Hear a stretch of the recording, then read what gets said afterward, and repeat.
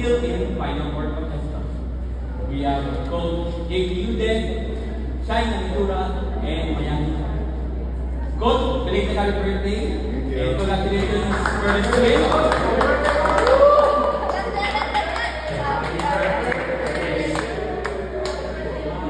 Coach, this is a fitting birthday for you at pinalo niyo yung #1 team in the league. So, ano masasabi nakita ng effort ng mga bata? All proud na. First of all, praise God and thank God for the win. Kasi pag winner talaga, no one gets stuck. Bibigay sa amin talaga yung panalo at tatrabaho yung mga bata ng todo din. Walang makakahinga kahit sino. Kahit malakas sa team, diba kaya gawin. Because din sa trabaho ng mga bata.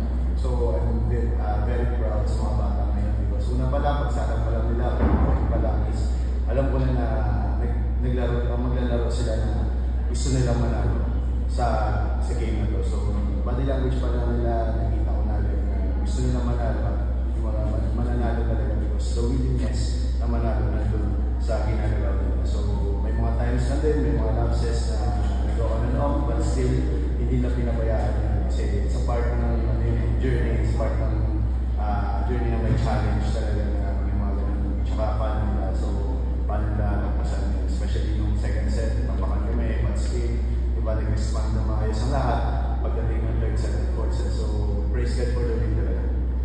Thank you, Mayan. We got 7 attacks for 1 block and 3 digs. So, it has been a long time since nanalo ang Adamson sa yung high school na palang noon, muling nanalo Adamson sa AIM. So, ano masasabi mo na sa pinakitang airport ng team today? Ano masasabi?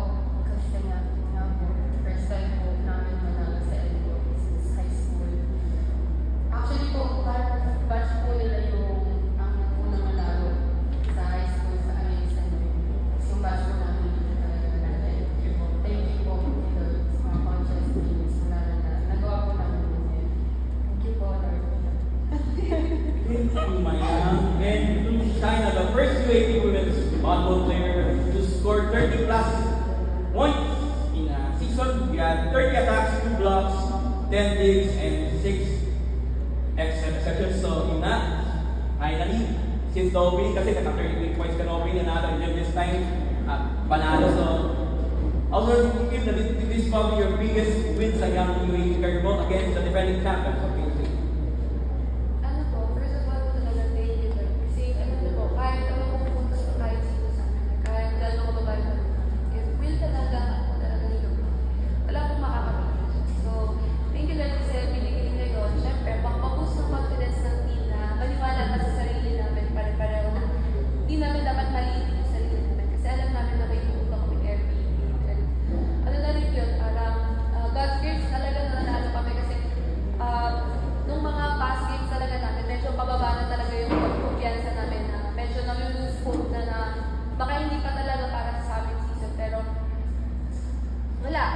Sabi ni Lord, tiwala lang palagi at magpursige lang kasi may paglalagyan lahat ng hirap.